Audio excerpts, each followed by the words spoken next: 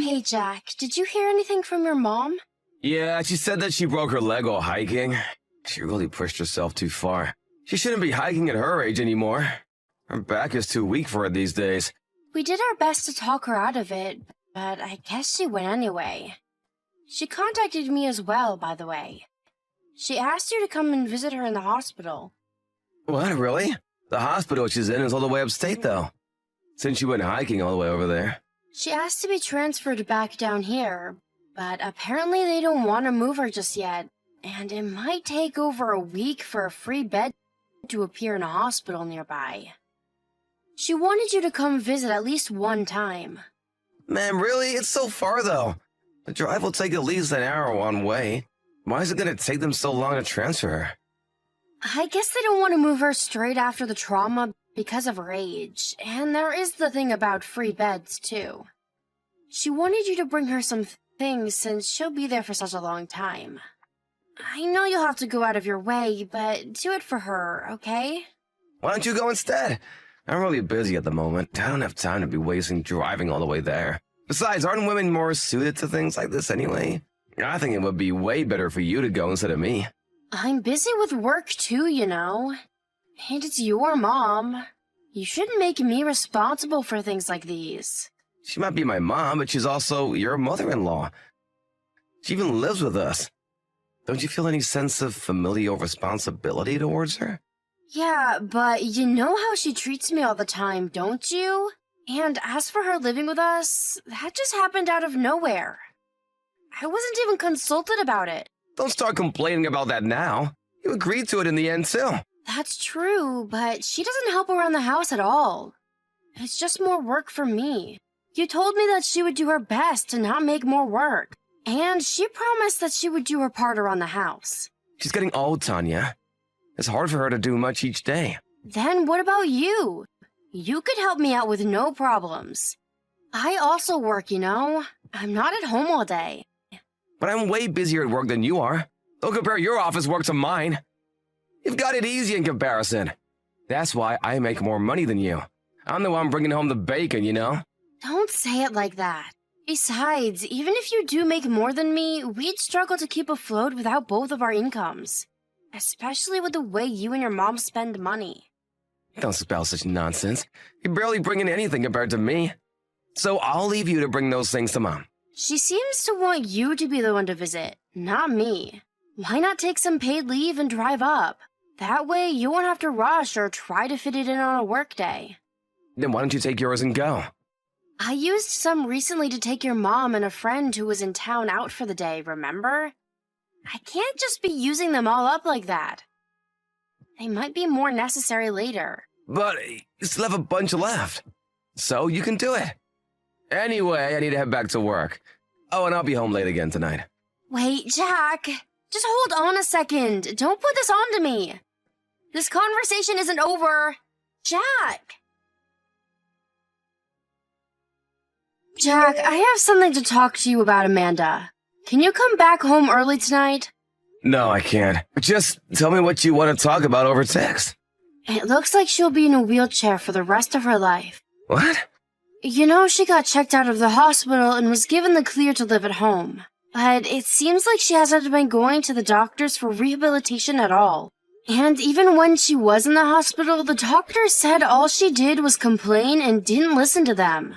Can you talk to her about it? She should listen to you. Otherwise, she might really not be able to walk for the rest of her life. Well, that's fine, isn't it? She's the one who was saying that she is fine with being in a wheelchair. It's not fine.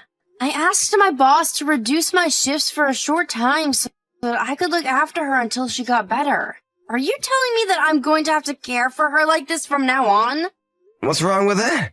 You can just quit your job. Are you serious? You don't make that much money there anyway. It will be a better use of your time to look after my mom. You're not going to help me? And how exactly am I supposed to help? My company won't let me take shorter hours for that. But what about weekends and any time you have days off? You can look after her on those days. I'm gonna be tired from working all week long. What, am I not allowed to have any days off, even at home? What about me? I don't get any time off with her. It's 24/7. I have to get up to help her go to the bathroom in the middle of the night. And she even keeps contacting me while I'm at work during the day. Then I come home and have to do all of the housework by myself. You need to help me out a bit more. I have lots of important work to do, so I can't. Just shut it and look after her. What happened to you? You've really changed ever since you started living with us. You used to listen to me and my opinions way more before. Now you won't take anything I say into consideration at all. What? Me? I haven't changed at all. I'm saying you have. You always come home late, and even on your days off, you're barely home. You never think of me at all. Did you message me just to give me a scolding? No, I didn't. That's not it. But I do want you to think more of the home and what's happening here, and not just work all the time. If things stay like this, I don't know if I can live with you anymore. What are you saying then? Are you threatening me with divorce? It's not a threat. I want you to realize that it could be a possibility if you push me too far. And what are you gonna do if we divorce, huh? Both of your parents have passed away. Who's gonna look after you? You won't have anywhere to go. I'll figure it out somehow. It's possibly because you always act like this to me that I might have changed. I come home tired from work, and what do? Start complaining that my mom did this or she did that. There's nowhere for me to take a break even at home. It's exactly the same for me, too. I told you not to lump us together. You're just doing odd jobs. You don't work properly. Don't ask me anymore about my mom. She's your responsibility. So you're not going to even talk to her about going to her rehabilitation program? Do you realize what will happen in that case? No, I don't. I'll leave that to you. That's your job. I didn't ask you what is my job or not. Next week, I'm meeting with the doctors at the hospital. You should come too. It's important. God, you're so stubborn.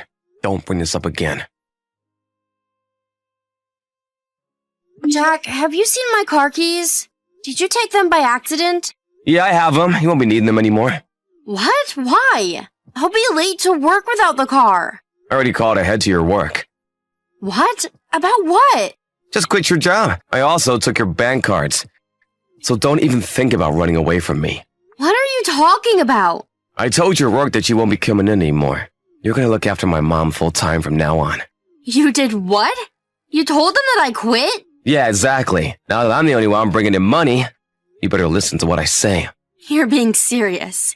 All of my bank cards are gone from my wallet. It's not like you had that much money on your accounts anyway. You really were working for peanuts. There's no way you can survive without me. Make sure you listen to what I tell you now. Peanuts? You think that what's on those accounts is all that I was making? Well, I guess you did a pretty good job managing to save that much from such a low salary. It's not like I had freedom to save all of my pay. It's been going to our expenses too. So what? Even then, it doesn't hold a candle to how much I make in comparison. Listen up! From now on, your one job is to look after my mother. Don't leave the house without my permission. I've already decided this is how it's gonna be. So don't even think of complaining or refusing. Oi, Tanya, I just got a credit card bill of over $2,000. What the hell is this? That's how much you and your mom spent. It's the same every month. There's no way that's the case. I have always put in $1,500 for rent on the bills. We've always managed to get by on that. I told you that I had been making up the difference from my own pay. You weren't even making enough to make up the difference. We need another $2,000. Otherwise, we won't be able to pay. There's still a bunch of things to pay off this month, too. I told you all of this before. You and your mom spend money so wastefully. Have a careful look at the bank statement. All of it was the two of you. I just checked it. I never thought that you were spending this much. I've shown you your receipts countless times, though. I guess you didn't pay any attention at all.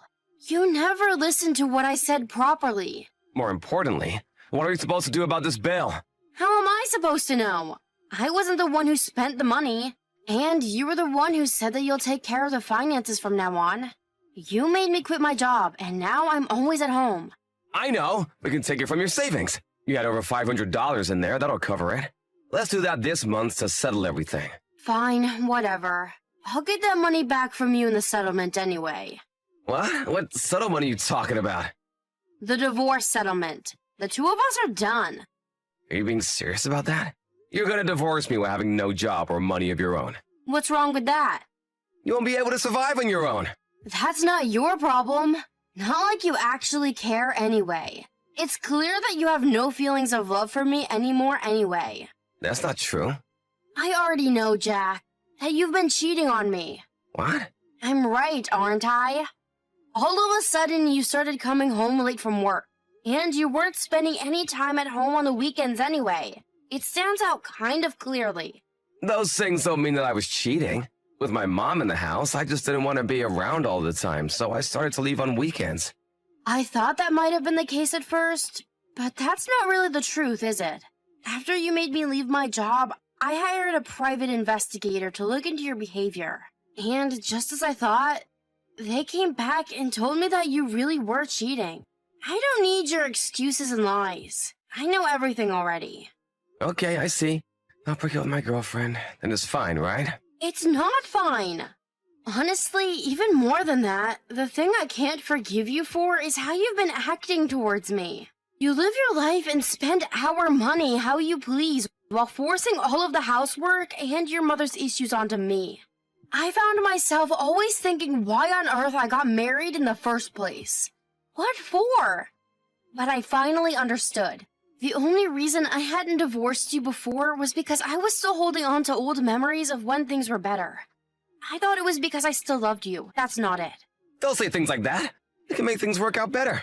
You're only saying that now. If we divorce and I leave, you're the one who will have to look after your mom. That's the only reason you care if I leave or not, right? I don't plan on living for the sake of your convenience anymore. That's not it. I see now how I've been behaving, so think it over one more time. I help out with looking after my mom, and you can start working again too.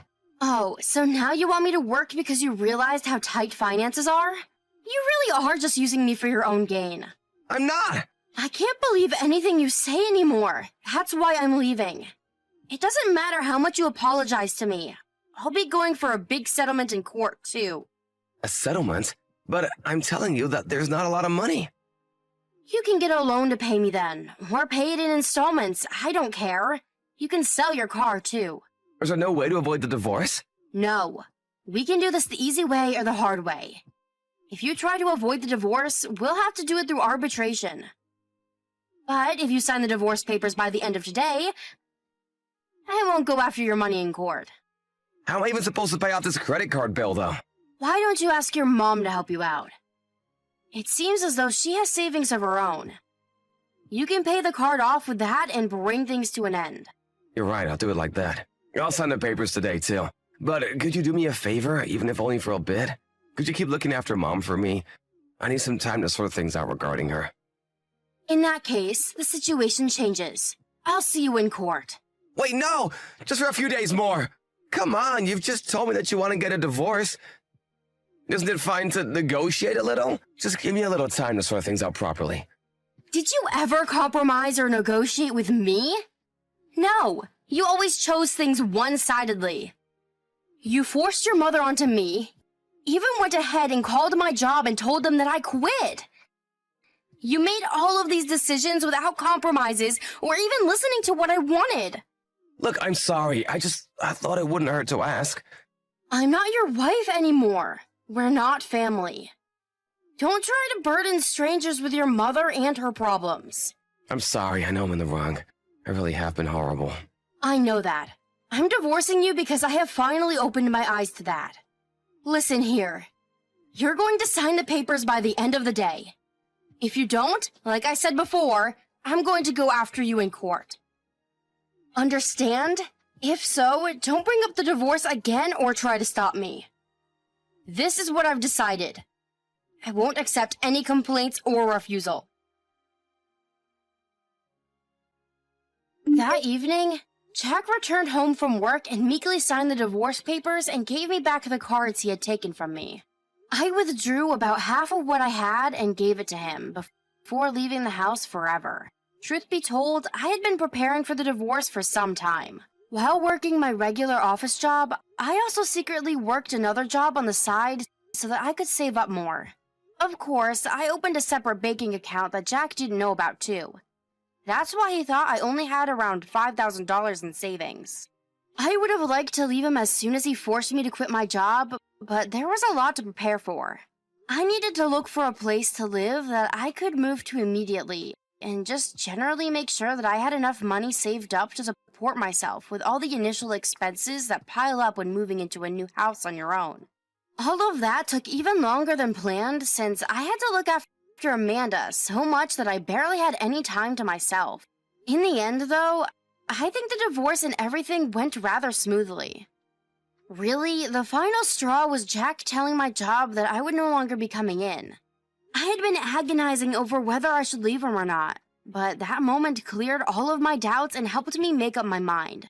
It took a while, but I'm happy that I was finally able to make the right decision for me, and I have no regrets about it.